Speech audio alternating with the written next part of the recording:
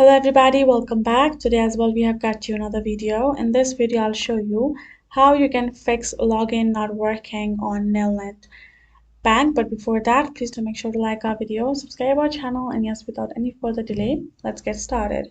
So first thing you're going to do is you're going to open up your browser, type in Nelnet, and you will get this kind of interface.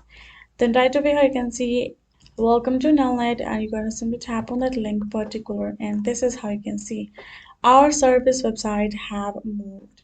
So first thing is you have to find the correct service website. Now I can say it's time to change your bookmarks. We have two new websites. So it basically states that if you have been accessing Nelnet from this particular website, apparently they have simply moved to new service websites. So you have to make sure of checking out the new names according to the kind of loans that you want to get. So you're gonna come over here and choose either of the service that you need for the loan. Once tap on that link, it will open up a new website for you to simply sign up for your loans, and make sure to bookmark this one and simply access this one right away, and you will be able to log in easily on this one and access it.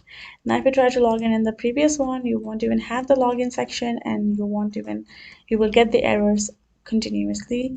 And now come over here and do the login process just like you do already and sign up for the loans. So this is how you can do it.